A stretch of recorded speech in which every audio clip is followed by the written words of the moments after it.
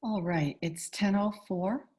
So I will handle the people coming into the room a little late, Mark.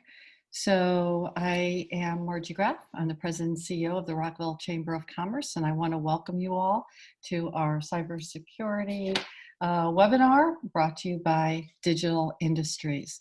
And I'm going to turn it over to Mark Mazzaros, the owner of Digital Industry. They're a full-service IT sales and support organization and cloud services and phone services. And Mark's been in the IT world for 22 years, right, Mark? Oh yeah. Okay, I'm going to turn it over to you and thank you very much. If you have any questions during the presentation, please put them in the chat and we'll address them at the end. Thank you so much. Over to you, Mark. Thank you, ma'am. Well, I appreciate the introduction, and I'm going to go ahead and bring up my initial slide here. One moment. All right. Let's see. I believe I've decided to start with the presentation overview instead of the initial page, so I'm going to skip back. All right. Well, first off, I'd like to both say thank you and congratulations to everyone who is here today. As Margie's mentioned, my name is Mark Mazzaros, and I'm the CEO and VCIO for Digital Industry. I'm a CEO for my business, but I'm a VCEO for clients when I am still an active consultant. And as a small business in Montgomery County, that still does happen pretty frequently. So that's why I have that dual title. But as also Margie did mention, I've been the leader now here at Digital Industry, and it's in its previous incarnations as well. We have changed names as we've acquired different firms over the years, and that has been now also over 20 years. And in the 20 years, one of the hardest products to sell I've found is the need for cybersecurity. So I want to say congratulations to everyone who's here today, because as far as topics are concerned, what is plainly obvious to me, and has certainly been the case for the majority of the time that I've been involved in IT, is that we're being outplayed unendingly by those who really understand technology and don't have the moral compass to use it in an appropriate manner. The truth is that even organizations that I've heard descriptions of, from small to large, don't seem to really understand what they need to be doing within their cybersecurity. And I've over the years seen so many who have just ignored it, floundered, didn't implement. And again, I'm not even just talking about small businesses. I've watched large publicly traded companies also completely mishandle cybersecurity, at least as far as what my opinion is concerned. So in this presentation, I'm going to talk about a number of different items. One of the items that I'm going to talk about is why we need to do this. And for that, I've brought along some statistics that I'm going to read off to you. I'd like to make sure that you understand what is going on. So statistically, I want to make sure that you know that we are dealing with a situation where there's a break-in or a hack in the United States every 39 seconds, that 3 out of 4 small businesses say that they don't have the personnel to address IT security, and they don't, in fact, know how to even engage and to deal with it. 70% of breaches are done by external persons.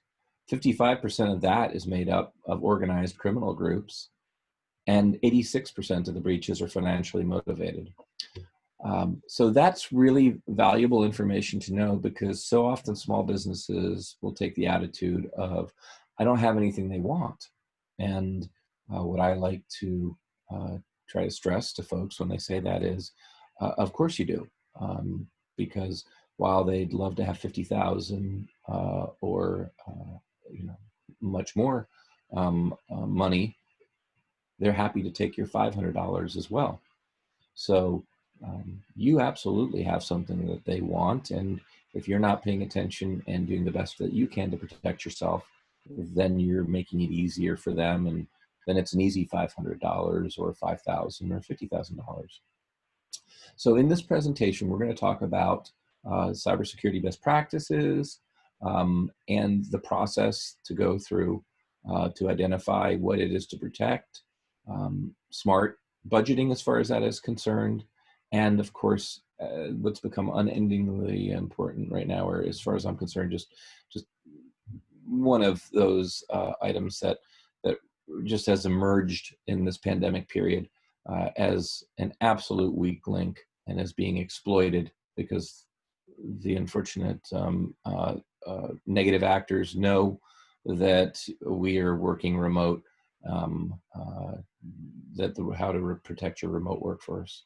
And then training and some tools and guides that we have for everyone as well.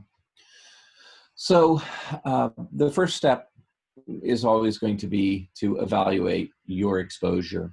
So the reason that I really start with this is we can start talking about, oh, put on antivirus and make sure that you have your firewall tuned up and start talking about things like that. But really at the end of the day, we're in such an interesting time with cloud hosted services, local hosted items, distributed workforces, that the first thing that you really need to do before you try to throw a fence around these objects is understand what you have. Make a list and categorize what it is that you have that needs to be protected. Because it's not all just sitting behind a firewall within the four walls of your office, as it very likely would have been 10 years ago. So then you need to evaluate how you're handling these different places where data and information is being stored. And through that process, then we can identify where the weak points might be. So my suggestion is that you start off by creating a playbook. And remember that cybersecurity is not a single destination that I've done my cybersecurity, I'm done for now. It really is one of these unending journeys. It's a process, and it needs to become culture within the organization. So my suggestion to any business owner or individuals is start by just simply making a plan. Don't just start by saying, I'll just grab this and that and a couple of other things. Stop, think about it, evaluate what you need to protect, and make a plan, right? And after that, you use some of the best practices. A layered security model is always the best.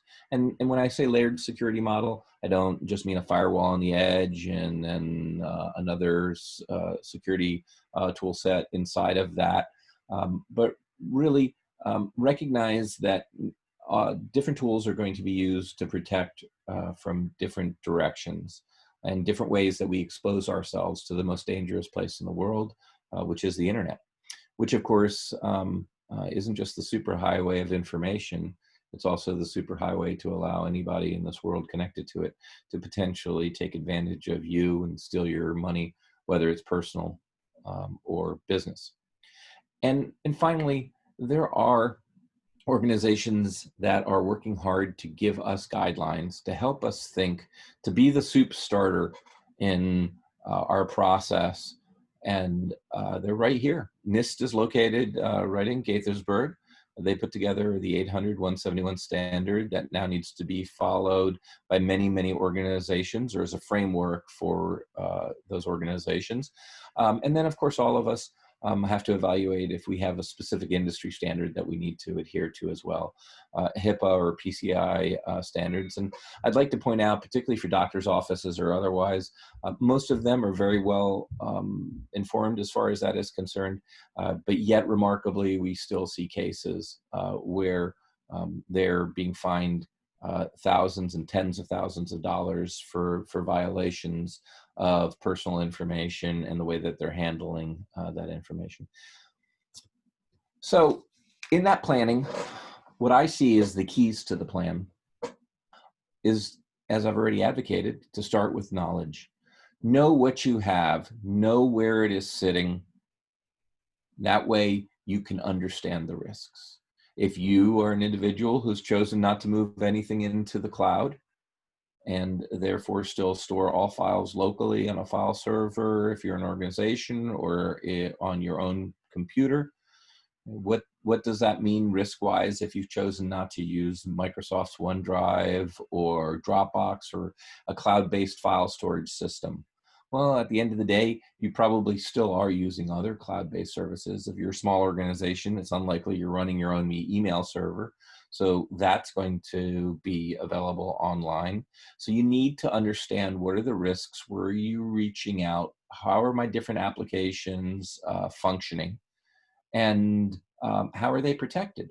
Well, let's not forget that if somebody gets a hold, or more importantly, not just to not forget, but really let's highlight the fact that if somebody gets a hold of your email account in the present environment that we operate within, there's a good chance that that person can crack open the majority of your life.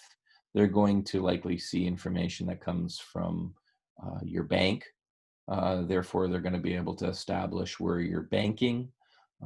They are likely then also to be able to do password resets if they can access your information when they're not when you're not online. They could easily go in, reset a password, and then delete the transaction that the password had been reset before you wake up in the morning. And that does happen. The next thing that we've seen is in platforms where folks falsely feel like they have some sort of protection, and Microsoft 365 and Gmail are places where these folks love to operate because they understand that the systems have features and complexities that small businesses and individuals may not understand. So we have found cases where every email that comes into the CEO of a pharmaceutical company was then passed onward to an outside anonymous email address, and they were basically able to monitor everything that this individual was doing. Um, you see these kind of behaviors, and recognize that they were planning something larger. They were looking for a way to really damage this organization, and so we have to be thoughtful about each one of these different platforms that we use, and do an accounting of what does it take to protect it. How am I behaving in a responsible manner?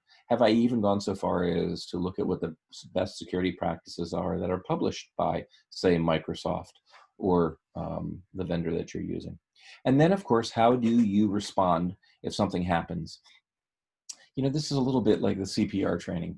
None of us want to ever be involved in that, but one of our family members, when he was working in college at a restaurant, um, had a situation where one of the patrons at one of his tables began choking, and he was astounded that nobody acted. Nobody in the family knew what to do either, and finally he went and um, uh, went and performed a Heimlich maneuver and saved that individual's life. And the reason that he could do so is because part of his college requirements for the program he was in gave him the opportunity to take first aid and CPR classes, and so he was in a position to know what to do. So in other words, have a response plan. Know what you're going to do. What happens if a member of the staff says something has happened?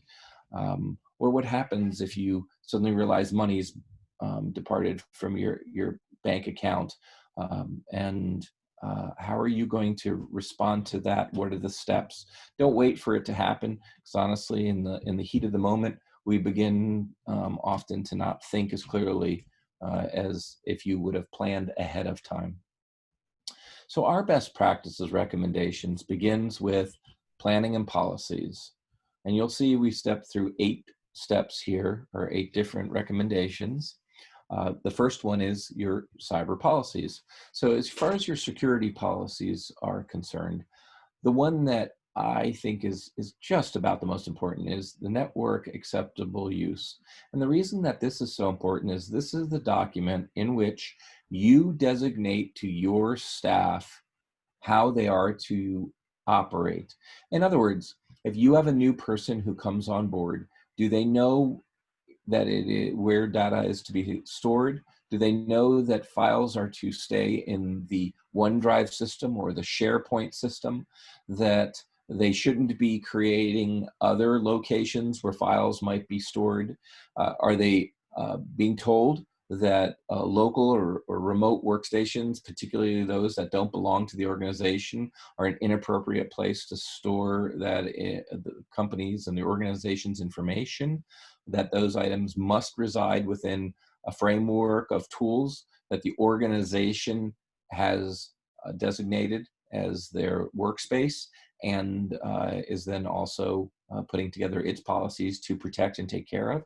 And I think that as far as that's concerned, that really is one of those key documents, because all too often we find that staff are using a hodgepodge of different tools. There's so many different cloud tools that they begin opening accounts in different places.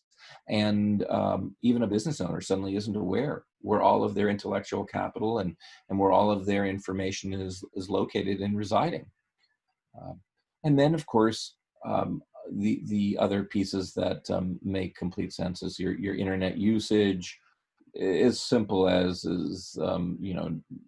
no use of inappropriate sites or otherwise, but also because those can be hotbeds for bringing on unintended consequences and payloads. A password policy, what you can and can't or shouldn't do within your social media. These are very important policies every organization really must have in place, so that you can inform your team of employees how they should be treating the corporate environment. And this is even more important when they see a blurred line between their home environment and the corporate environment. So within that, I always like to start with that bottom level once the policies are done. I like to look at what I consider the roadways and the bridges, the way that data moves around, so that network security. And the first thing when I begin this analysis is to say, let's start from the outside and work our way in slowly through all the different steps. If we were to imagine that it is a flow of water, how does that water flow in? If the information is water, how does it get to its end destination? And so the first thing that I want to do is pre-filter as much of that traffic as I possibly can. So external email pre-filtering, cutting down on the amount of noise that's coming in, managing it and putting tools out in front that may even reside external to the organization, so that less has to be handled by the organization's own resources.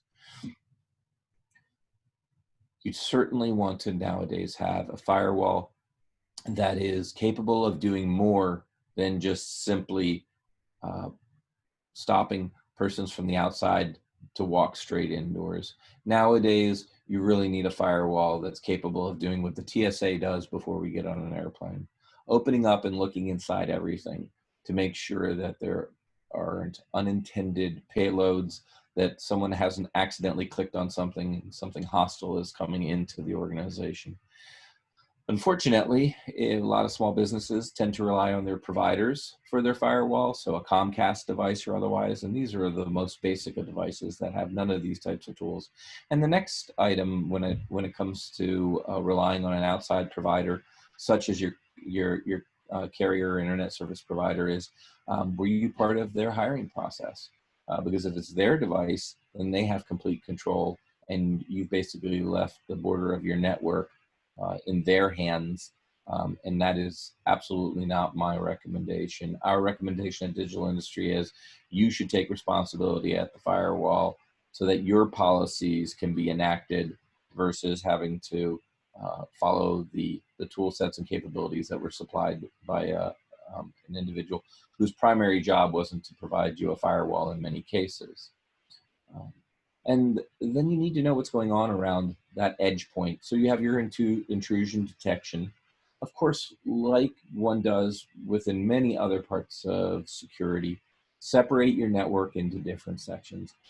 Many businesses, when you walk in, will separate different portions of their organization. You may be able to access the first floor and the fifth floor, but the finance department on the third floor, your card key won't give you access to it. Well, it should be really no different when it comes to how you segment and separate your data and the people who can access it on your network. And so you should be restricting them. And it's also for their safety at the end of the day. You don't want to leave something where they can accidentally come in and have an unintended uh, issue where they're able to access information that they hadn't meant to and even cause damage to it. So at the office, as I said, restrict, make sure that you're only giving people access to the data that they must have.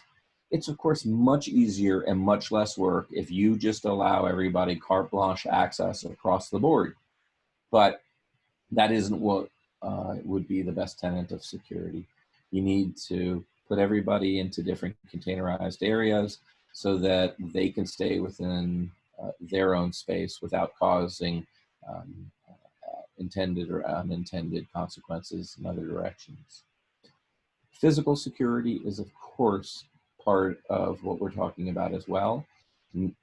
Just like you would lock up a safe, or you may provide your staff a lockable cabinet to keep a purse or other personals in when they're in the office, so too should you be locking up all of your key network um, uh, tools that you have in the office, the centers, the switching, the telephone systems, if you still have one that's present in your office, and putting them away in a manner that not everyone can get to them. If nothing else, just simply that there isn't, again, an accident where in the process of cleaning or overnight servicing of the building, that somebody turns off systems or causes damage because it wasn't handled in a responsible manner. And of course, at this point, with so many people out of the office, definitely recommend that all data that leaves the office should be encrypted. This isn't a high bar to cross. All modern operating systems support it, and it really just needs to be something that has been implemented. And all those same rules now still apply to being away from the office and in working with home networks as well. The next area that unfortunately becomes a very commonplace and for folks to be uh, abused is in the updating and maintaining of applications. It's such a simple process in most cases, and yet we find that entire organizations don't maintain and keep up their software. And that means that when Microsoft or Apple realize that there is an error within their system and release a patch for it, we'll find organizations that for one reason or another don't apply those. And that means that the common knowledge of what that exploit was grows in time, and you have less and less capable people who have scripts and other tool sets that can take advantage of it, therefore exposing that risk and having it grow over time. Now, should patching and updating just simply be done blindly? And the answer is absolutely not. An organization of some manner should be providing you some assistance with this. In a home environment, you might allow Apple or Microsoft to do this process for you.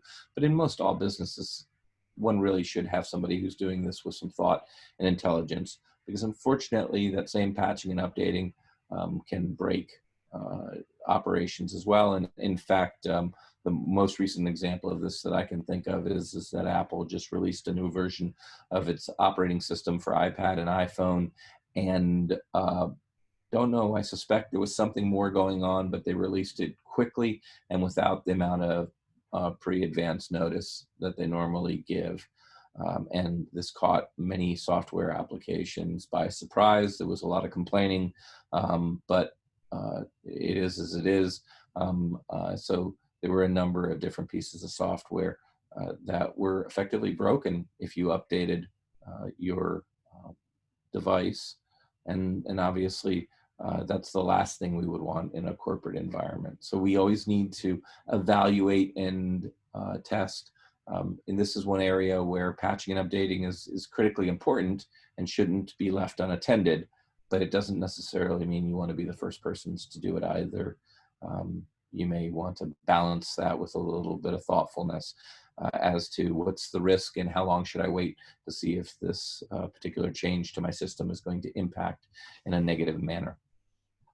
Of course, the basic tools that we all should have: a firewall also running on our own local computer, antivirus and anti-malware. These are not even questionable tools, whether you're in the Mac environment or whether you're in a PC environment. They absolutely just must be there because all of these tools are human, man-made, and all of them are going to be susceptible to one form or fashion of abuse through these types of attacks. And finally, I say finally because I see this as the back end of a process. We're not done after this, but of a planning process to a certain extent, and that is that we have to remember that we will not be able to prevent everything. We're going to occasionally run into difficulties and have problems. We are going to have a ransomware breakthrough periodically. And as I just heard from a colleague, that her spouse, the law firm, was in fact shut down because over the weekend, even though it was a multi-location law firm, the ransomware got through. And I can't even imagine exactly what the actual cost now was to the organization to have multiple locations of a law firm shut down and unable to operate even as much as sending email. That had to have been really an awful scenario to be in for the responsible parties who were the IT side of that organization. You've got to have a disaster recovery. You've got to be able to work your way back. You have got to look at it from the lens that that if I end up in a scorched earth situation, how am I going to get folks back operating? And in fact, as it says right on the slide, can you meet your MTTR, your mean time to recover?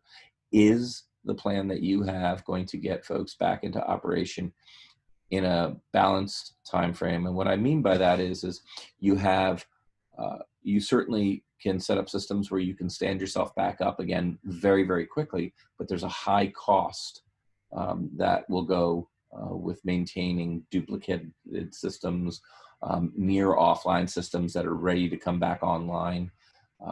Now there's been huge advances in this area, and we have lots of great solutions that can bring systems back online within an impressively short period of time.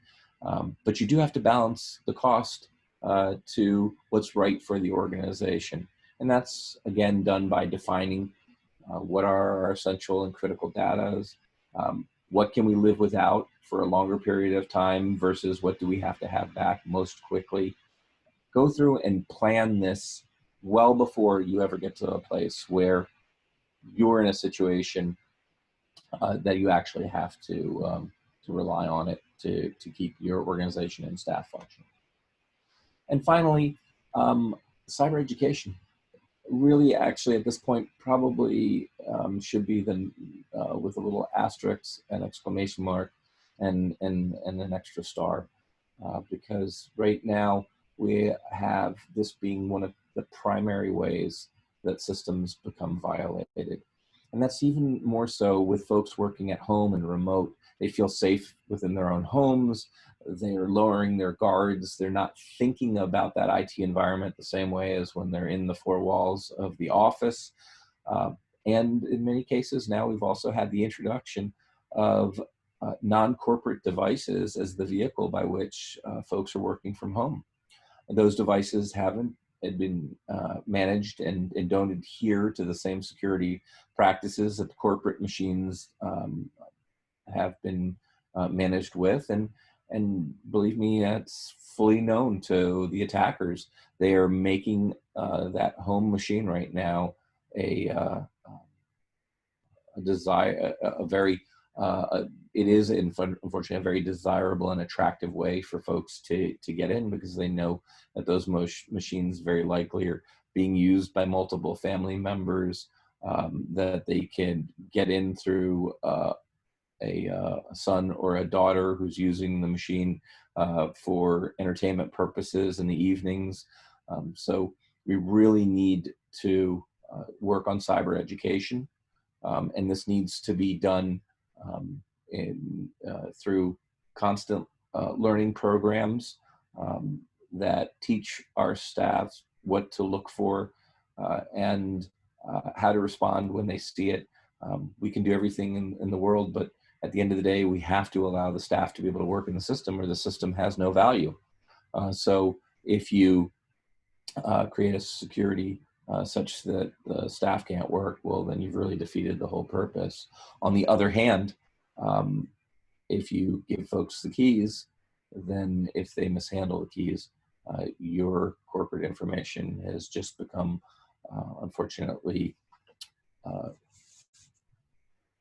available in the hands of persons that you may not want it to.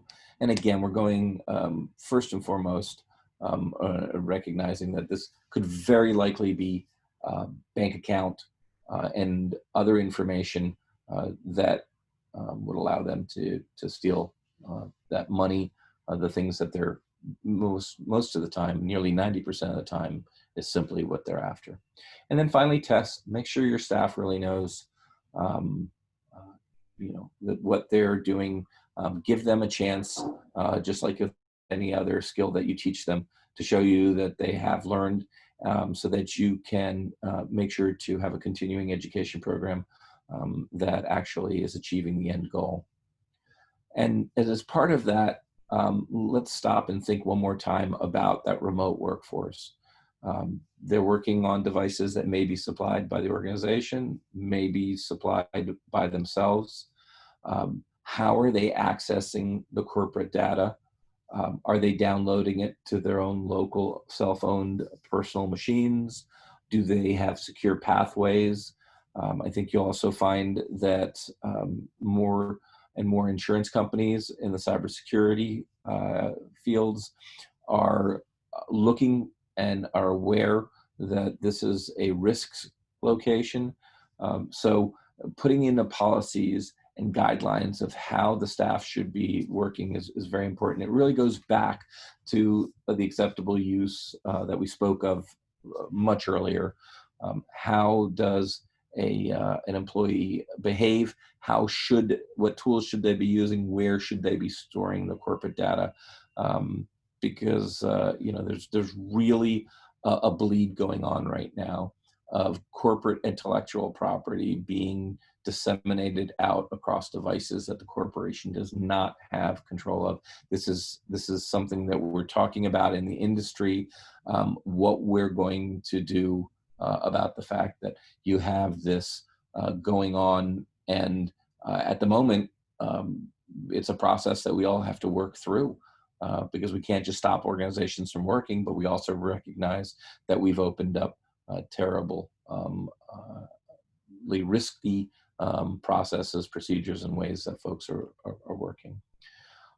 Some of the basics that we ask in that security side that folks should be working on is just basic password hygiene. So we've all had these discussions at this point, or been told by folks that passwords need to be of a certain length, applications require it.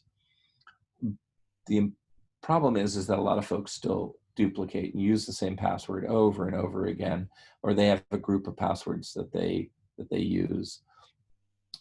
We really need to have our user base, until passwords, which folks predict one day we won't have passwords, we'll have other logon methods, but that hasn't happened as yet.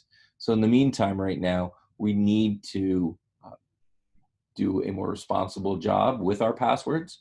Use a password manager so that you can have a unique and different password. My password manager has just surpassed 500 passwords, which is insanity.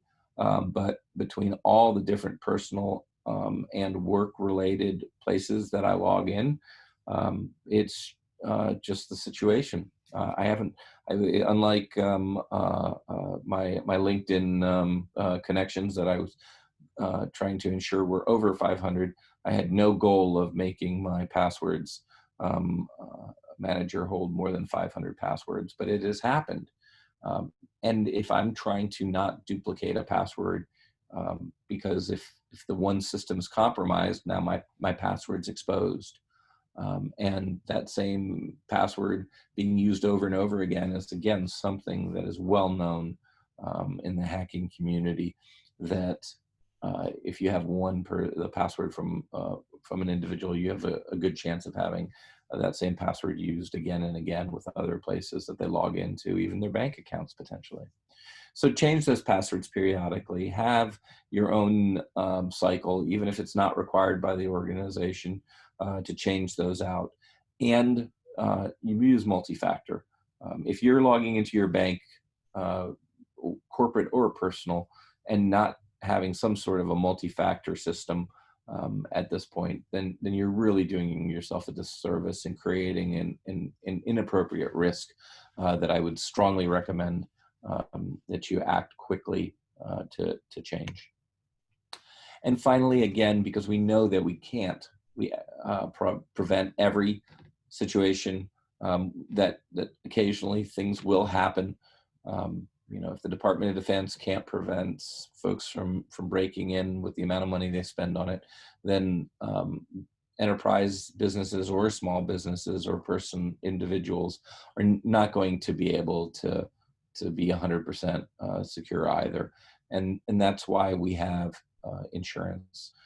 Now, liability insurance, the cyber liability and insurance industry, as I mentioned earlier, they are growing. The questionnaires that we help our clients fill out nowadays have become far more pointed.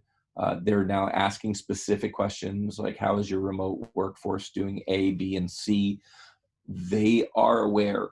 They know what they're paying out on. They know how things are transpiring. And they're beginning to press harder and harder that we put more and more systems in place if we would like to have the liability insurance. It's been a dramatic increase in this last year compared to the relatively soft and gentle questions that they asked for most of these policies in previous years.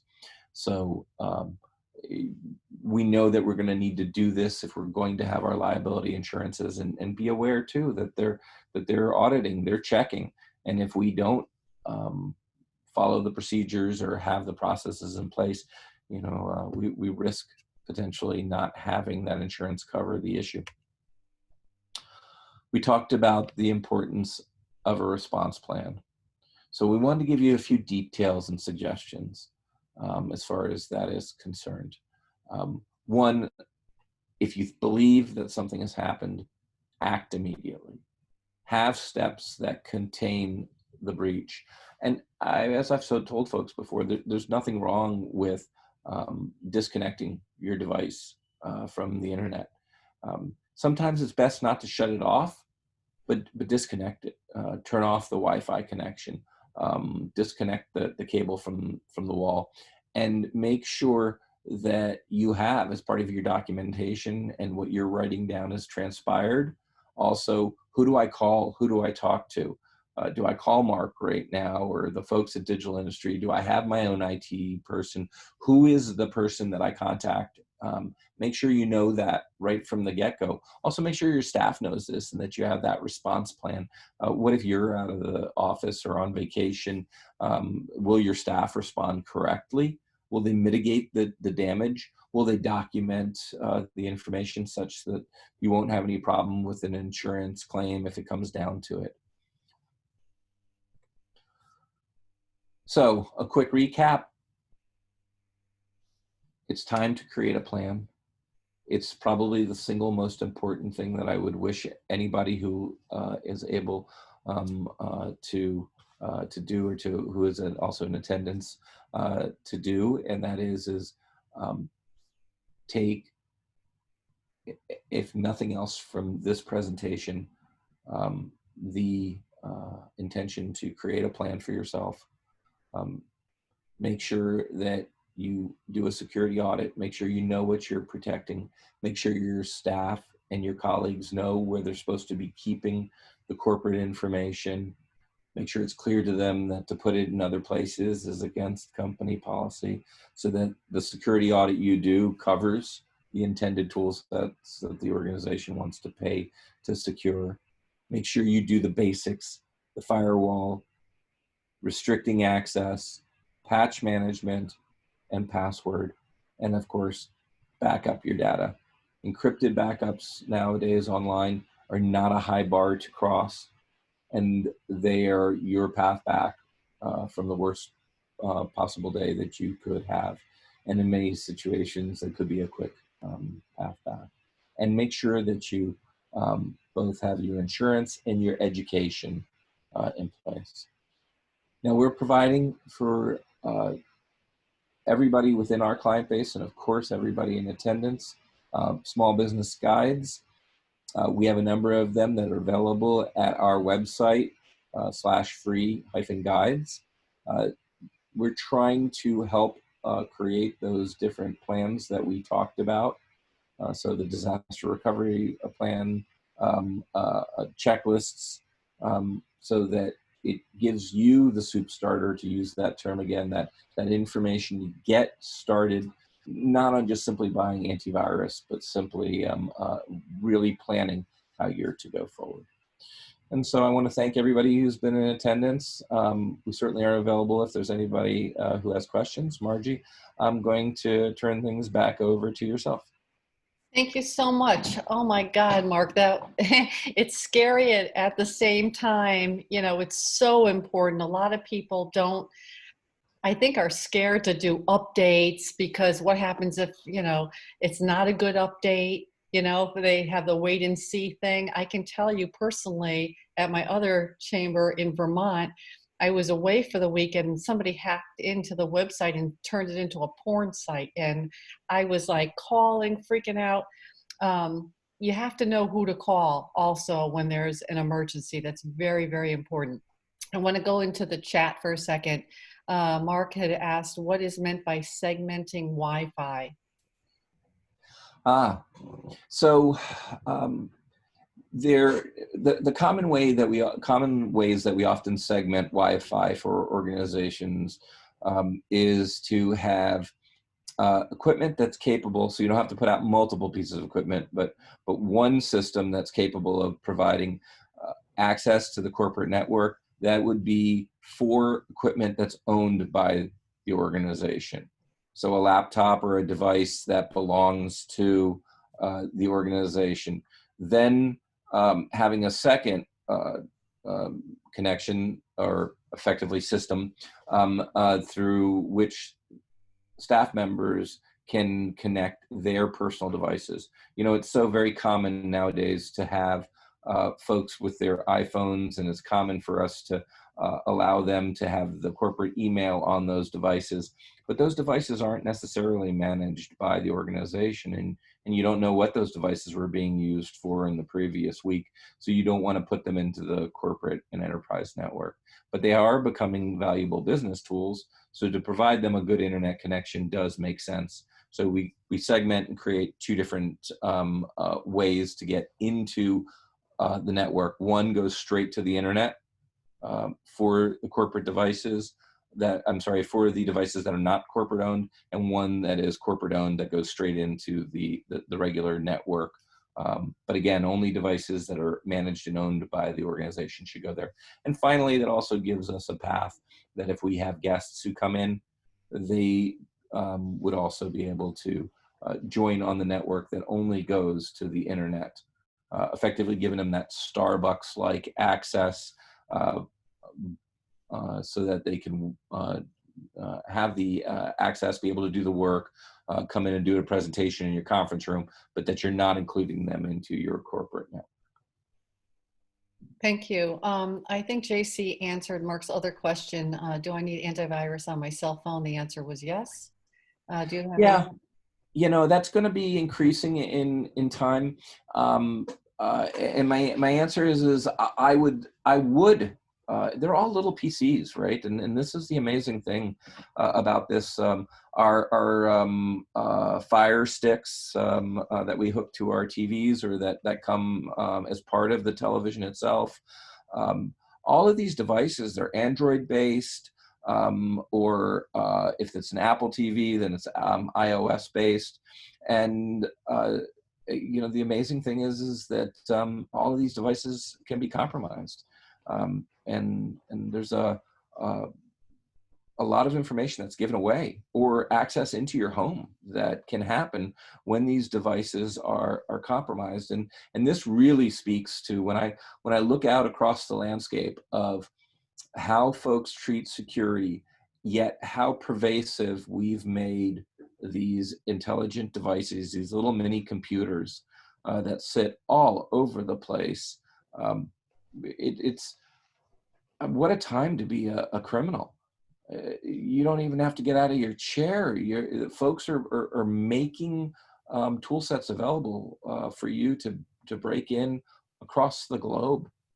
Which is why I think I've just recently, maybe you remember JC, but I believe that one of the stats that just made me shake my head the other day was that cyber crime is going to exceed the global illicit drug trade, right? And in terms of the amount of money that they're making. And they're making it off of people like us, 500 or 5,000 or $50,000 at a time. And it's also devastating to hear about large organizations that have had to pay cyber criminals to get control of their networks back. Um, and I've now heard about numerous large brand name organizations that paid millions of dollars in ransomware to get control back. Um, that's a disaster at so many levels. It's a disaster to the organization. It's a disaster to encouraging that behavior to continue, because when you make millions of dollars doing something, Lord knows you're going to do it again.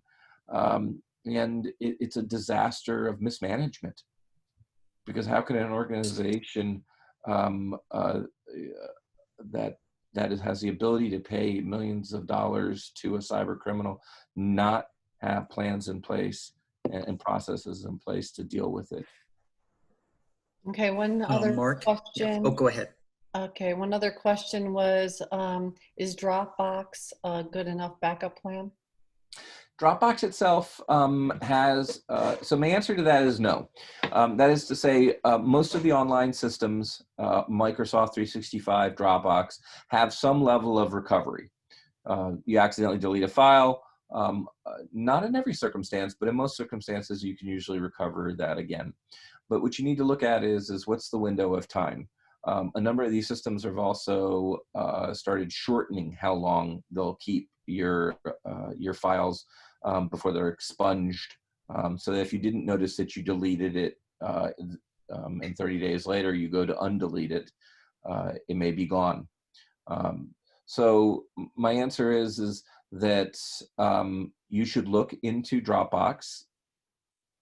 Has into the services. They have additional services for actual retention. It's going to, of course, be an add-on service, but you want to look at that to see, which one of them meets your the needs that you have to recover lost or damaged information. I'm a big fan of Dropbox, but whenever we use it with corporations and clients, we do what's called cloud-to-cloud backup. I don't like to use the same organization that is my system to also back up the data. In other words, I don't use Microsoft to back up Microsoft. I'll have my Microsoft 365 environment, but I will use a company that specializes in backing up Microsoft, because that way I know that Microsoft has a problem. Why pay the same amount of money to that organization again to back themselves up? Instead, I go to a third party that specializes in doing this, and that way, if things really go wrong, I have two different vendors who can help us out of a problem instead of trying to solely rely on one vendor, even if it is a Microsoft. Okay, Mark, I have a personal question. You know, when you're in a bank or you're doing anything online and it says use your saved password, is that a safe thing?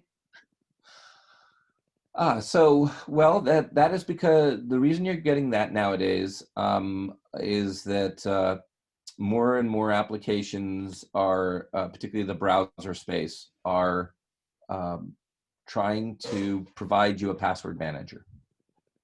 So using one of the password managers supplied by, whether it is Firefox or it is the Apple system, would be fine as far as my recommendation, as long as you're aware and then treat the data accordingly. So in my case, while the majority of our clients use Microsoft products, and we're of course a Microsoft partner, I personally use Apple products. So I have an Apple MacBook in front of me. I have my iPad, and I have my, of course, iPhone. Mhm. And I therefore use the Apple keychain system to store my passwords.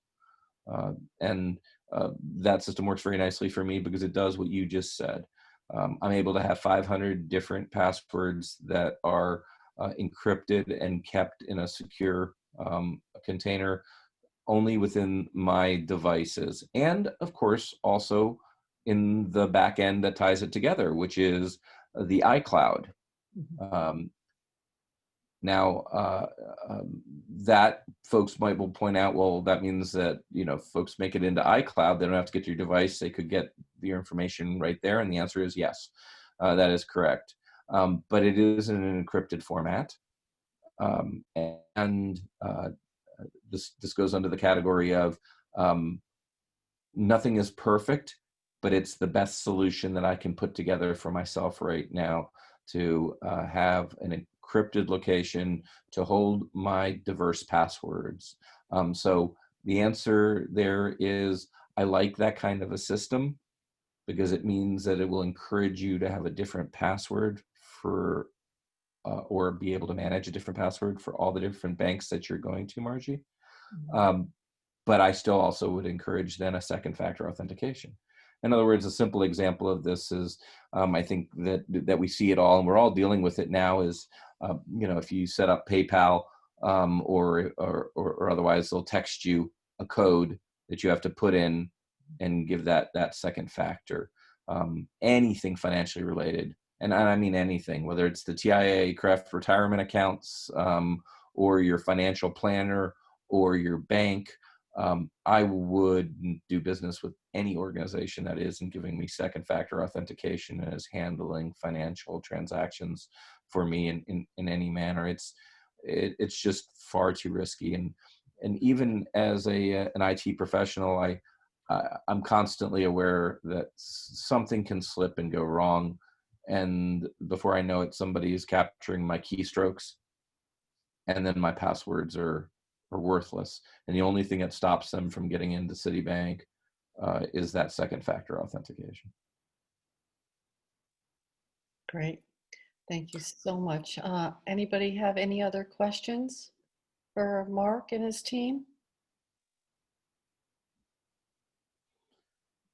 Well, Margie, I've got unendingly further information to go over. I mean, so many things to say, but we have to somewhere, draw the line and say, this is as much as I can present in this moment of time. I just want to say again, if both on the personal and professional level, the most important thing is stop, think about all the different tools you're using, and put together a plan. And Because call Digital Industries right, because I think that's the most important thing is to be able to pick up the phone if something goes wrong. You know, I don't know about anybody else, but I need to talk to somebody immediately. You know, if something happens. So, uh, I want to thank you so much. And Mark is asking if there's can we get a copy of this presentation? Absolutely. Okay. Absolutely. We'll have a PDF copy of the presentation and a few deliverables. We'll send those through you, Margie, and then take it from there. Okay. Thank you so much. Thank everyone for attending. This was, a good event. Thank you so much for sponsoring, and we're setting up our next year's programs already and hoping to continue to partner with Digital Industries to keep providing you with all the latest information and what to do and what to look for. And again, Mark and JC, thank you so much.